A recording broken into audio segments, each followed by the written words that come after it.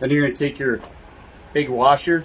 These spots need to be going towards the engine, not yourself, because this is angled on the inside to fit this base. Put that on there, make sure it's seated good.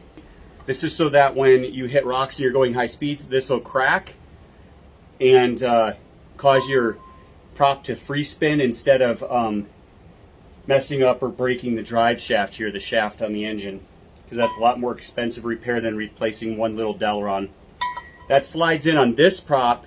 It slides in with the wider end towards the back. So if you put this in wrong, you won't be able to get it in. It should go in very easily. If you have trouble putting it in, stop.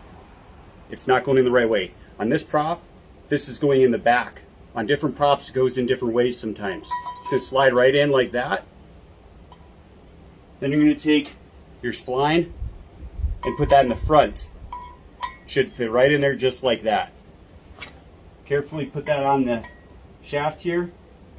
Make sure all the splines line up. Kind of wiggle a little bit, make sure everything's seated. Then you're going to take your locking washer, is what I call it.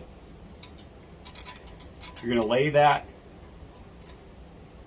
this direction down, so those little teeth should be facing towards you. Take your nut,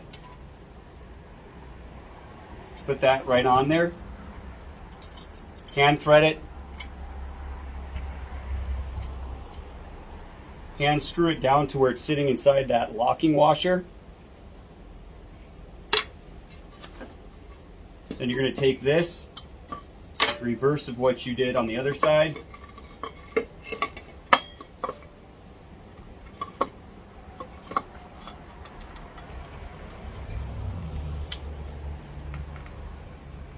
Take your 27mm socket and start tightening it down.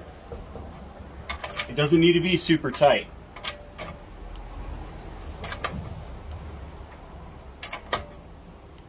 You're going to go ahead and bend those little teeth down to lock that in place so that it doesn't accidentally rotate and spin the nut off.